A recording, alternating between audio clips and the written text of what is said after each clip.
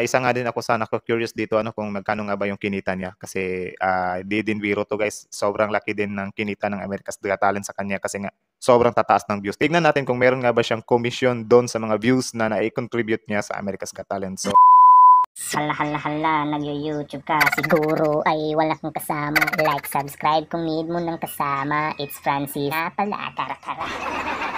So, kumustas mga idolo? So, ayun, welcome back sa ating channel, Francis Daily. So, ayun, meron nga tayong nakitang video dito ano, na may pamagat na Roland Bunot Abante, magkano ang totoong premyo na natanggap sa America's Got Talent o AGT. So, ayun, isa nga din ako sa naku-curious dito ano, kasi syempre, alam naman natin na 56 million pesos o $1 million yung premyo dyan sa America's Got Talent, diba? So, ayun, at alam naman natin na medyo hindi nga naging maganda yung resulta nitong mga nakaraan kasi hindi nga napasok si Roland Bunot Abante sa finals. Though meron pang wild card pero based nga sa video ito ay malalaman daw natin kung magkano nga ba yung natanggap niya no. So it means siguro dito mga consolation prizes or whatsoever, 'di ba? Parang gaya sa flip top ba, kahit na meron silang grand prize na 200,000, meron pa rin silang mga tinatawag na talent fee. So parang ganyan, kumbaga ito yung alamin natin sa video na to kung meron nga ba siyang talent fee or magkano nga ba yung talent fee niya sa pagpunta niya doon sa audition tsaka sa semifinal. So ayun, ngayong wild card ay pupunta na naman siya or yun, tignan natin. So yeah.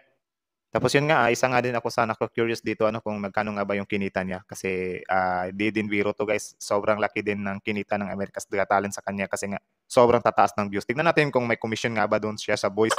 Teka lang, nakabaliktad. Tignan natin kung meron nga ba siyang commission doon sa mga views na na-contribute niya sa America's Got Talent. So yeah, without further ado, panoorin natin to mula kay Mr. T. So ayun, subscribe nyo yung Mr. T kasi nag-upload yan ng mga update about kay Roland Bunot Abante or mga current events or ano yung mga viral. Ilalagay ko na lang yung link ng channel niya sa baba sa description. So puntahan nyo yan pagkatapos ng video na ito. At saka yun, kung trip nyo ng mga ganitong reaction video ay baka naman, don't forget to subscribe Francis Daily. Subscribe nyo yung channel natin kasi palaki na tayo ng palaki. So happy 2,500 subscribers. Kahit walang kwenta naman yung mga pinagsasabi natin dito, ano, pero meron pa rin na-subscribe. So ayun, salamat sa inyo at naway magustuhan nyo ang pagkakabulol-bulol ko. So yun, without further ado, paulit-ulit, simulan na natin. Natalo man si Roland Bunot Abante sa round 2 ng AGT, ay wagi pa rin siya sa puso ng mga tao. Yun, waging-wagi talaga siya sa puso ng mga tao, especially sa mga Pilipino kasi tayo, grabe naman tayo makasuporta, di ba? So, yun, ibinibigay talaga natin ang ating full na suporta sa ating mga pambato doon sa ibang bansa. Syempre, Pilipino ini tuloy. Katunayan, top 1 trending sa YouTube ang kanyang naging performance at umani ito ng halos 2.3 million views and counting mula. So ayun, 3 days ago na nga to, no? 2.3 million views pero ngayon ay almost 3 million views na ito. So sa semifinals niya ito yung Whitney Houston tuloy. Lang itong may upload sa social media. Sa kabilang banda, siya rin ang nag-top 1 highest viewed sa Facebook at umani ito ng halos 6.2 million views and counting. Damn, kita nyo yan? Gaano kalakas or gaano kadami yung interesado kay Roland Bunot Abante. Almost 3 million views tapos 6.2. So baka 7 million views na rin to ngayon. Di ko na-check eh. So ayan tuloy. Malayong-malayo ang agwat sa mga nakasabayan niyang AGT contestants. Samantala, matapos siyang nabigong makapasok sa grand finale, ay napaisip ang lahat kung magkano nga ba ang papremyong natanggap ni Bunot sa AGT. Yan. Ang tanging sagot lang... Maraming napaisip dyan, ano? So, ayun, for sure, napaisip ka rin, napaisip din ako, napaisip tayong lahat. Napaisip tayong lahat. Balik-balik tuloy. Dyan ay wala. Hello? Tama po ang inyong narinig. Damn, grabing revelation yun, man. Matapos siyang nabigong makapasok sa grand finale, ay napaisip ang lahat kung magkano nga ba ang papremyong natanggap ni Bunot sa AGT. Magkano nga ba? Ang tanging sagot lang dyan ay wala. Kagi. Tama po ang inyong narinig. Totoo ba? Seryoso? Wala. Grabe, wala man lang pa consolation prize. Wala man lang talent fee. Wala talaga. So, baka nga naman, di ba? Wala pong natanggap na cash prize ang ating pambato simula nang siyang sumali sa AGT. Sa panayam ko sa isa sa AGT contestants na nakalaban ni Roland okay. So, tinanong pala ni Mr. T si Shadow Ace. Bunot Abante na si Shadow Ace o Ace Phillips sa totoong buhay ay kinumpirma niyang wala silang natanggap na Hello, pwede po magtanong if totoo po na walang premyo ang contestants kahit nakapasok siya sa semifinals. Opo, salamat po sa pag-confirm. So ayun, kinonfirm na nga ni Shadow Ace na wala nga talagang nakita or kinita sila sa semifinals. So ayun, ang lupit nun.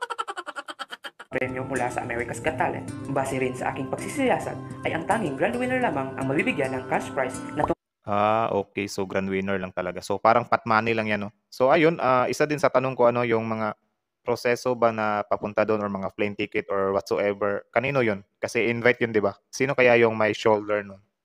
Or sino kaya yung sumagot sa gastusin na yon sa mga plane ticket, sa mga hotel doon or so whatsoever. Tanong ko lang kung alam nyo, comment nyo dyan sa baba kasi di ko alam. Yeah, tuloy. Mga taginting na $1,000,000 o halos 55 million pesos dito sa Pilipinas. Sa kabilang banda, wala mang cash prize ang natanggap ng ating kababayan Ouch. sa AGT, ay umaapaw naman ang blessings na natanggap Ito lang. Ito din yon. Ito yung isa sa pinaka-advantage talaga. Yung tinatawag nila na exposure, man. So, yeah, tuloy. niya simula nang siya ay sumali sa AGT. Tanging nakuhang papremyo lang ni Bunot ay ang self-promotion at makilala Yun, self-promotion at makilala. Tama nga naman, tama nga naman. ang kanyang pangalan at talento sa buong mundo.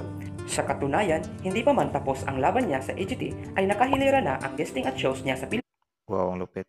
Announcing Roland Bunot Abante Canada Tour November 2023. So ayun, meron siyang Canada Tour. So ayun, ang lupit, ang lupit. Pilipinas maging sa ibang bansa. Mabuhay ka, Roland Bunot Abante. Mabuhay! Hanggang dito na lang at maraming salamat sa iyong panonood. Ngunit bago mo tapusin ang video na ito, ay nais ko munang hilingin sa iyo So, na ayun, like, share, subscribe, and hit the notification bell para lagi kang Subscribe, Mr. T. Puntahan nyo yung YouTube channel niya. Nasa link description below yung link ng channel niya. Nilagay ko doon. So ayun, dahil tapos na tayo dito, magbibigay ako ng konting thoughts or opinion ko dito. So yun, kung hindi kayo interesado sa opinion ko, ay pwede na kayong umalis at bisitahin nyo muna yung channel ni Mr. T. Pero kung curious naman kayo kung ano yung mga pagsasabihin ko dito sa outro, di tara, tuloy ka muna tapos mamaya ka na pumunta doon kay Mr. T. So ayun, simulan na natin itong ating talakayan. So ayun, grabe yung revelation na yun. Sobrang shocking kasi ang akala ko talaga meron silang tinatawag dyan na consolation prizes, So kahit man lang mga nasa 50,000 or something like that, diba? So ayun, nalaman nga natin, kinonfirma nga ni Shadow Eyes, yung kasama din nila na pumunta doon sa America's Got Talent. So ganun pala talaga yung patakaran yun. Siguro ako lang yung nag-a-assist or kayo din ba? Nag-assist din ba kayo na meron siyang natanggap doon kahit na konti lang or pambawi man lang sa ano bang nagasto? Tapos yun, isa din sa tanong ko dyan ay kung tawag dyan, sino nga ba ang sumagot sa gastusin nila papunta doon? Kasi in-invite nga sila, di ba? So, ayun. Sana kung may nakakaalam dyan, comment yun sa baba para malaman ko din. Kasi, yun, ngayon ko lang naalala, ba't hindi ako nag-research, di ba? Ano talaga ako? So, ayun, kung totoo man na wala siyang natanggap na pera, ganun, edi, okay lang din naman kasi meron nga siyang, sabi nga ni Mr. T, di ba? Self-promotion. Tapos, ang isa din yan ay, syempre, exposure, guys, kasi mas nakilala na siya sa buong mundo, especially sa buong Pilipinas, 'di ba? Kung may mga event or ano pa man, iimbitahin na siya, guys. Like mag-iimbita sila, "Uy, iimbitahan namin yung contestant ng America's Got Talent, yung semi-finalist na si Roland Bunot Abante." Gaya ni Marcelito Pumoy, Though medyo sikat na talaga yun si Marcelito Pumoy that time, mas lalo pa siyang sumikat. Gaya ngayon naman si Roland Abante na yung pagpunta niya sa semi-finals ng AGT ay malaking exposure na yon. For sure dito kapag pupunta na siya sa Pilipinas ay lalaki na yung rate niya, 'di ba? 'Di ba? Or tataas na yung rate niya kung sakaling may kukuha sa kanya na mga event, 'di ba? So ayun, sana nga makalusot siya sa wildcard para naman tuloy-tuloy ang ligaya. Pero kung hindi man ay wala tayong magagawa diyan. So ayun nga hihintayin na lang natin kung ano yung magiging resulta doon sa wildcard kung makakapasok nga ba si Idol Roland Bunot Abante. Tapos yun, ay pagdasal na lang natin na makapasok nga siya at mabigyan pa siya ng isa pang pagkakataon at naway maging maganda pa lalo yung performance niya na makaka-captivate niya yung puso ng mga Amerikanos doon sa Amerika. Sana nga kasi syempre tayo ay sobrang gigil na rin tayo sa show na yan. Gusto din natin na mailuklok ang ating Pilipino dyan sa Grand Champion na yan, yung 56 million kahit wala naman tayong matatanggap sa 56 million pesos na premyo na yan. Pero yun, hangad lang talaga natin na sana ay mayroong Pilipino na makasungkit ng $1 million na yan. So ayun, hanggang dito lang. Akala ko talaga meron talaga siyang makukuha na consolation prize doon So ayun, medyo nagulat din ako So kayo, nagulat din ba kayo? Comment niyo yan sa baba at yun, anyways, kahit malaking views ang nailagay ni Roland Bunot Abante doon ay win-win situation pa rin naman yun kasi nga yun, paulit-ulit tayo kasi nga sa promotion nga or sa kasikatan na idinulot sa kanya ng America's Got Talent So yun, sobrang laki ng exposure na yun. Dati nga yung isa sa nakapagbigay sa kanya ng exposure dito sa Pilipinas ay yung pagkanta-kanta niya lang sa karaoke, di ba? So which is nag-lead sa kanya na mapunta siya sa mga tawag ng tanghalan. Tapos yun, paano na kaya itong nasa America's Got Talent na siya, di ba? So ayun, sobrang dami na rin siguro ang makakapag-inquire sa kanya this time. So ayun lang. Pasensya kayo kung medyo naano tayo sa ating komento dito kasi medyo nabibitin din ako sa video na to kasi 3 minutes lang, sobrang hirap i-react. So ayun, kumuha lang din tayo ng details doon kung ano yung gusto nating malaman. Bagamat na-shock tayo ay still panalo pa rin naman si Roland Bunot Abante kasi yun, yun nga, 50-50. Yun nga.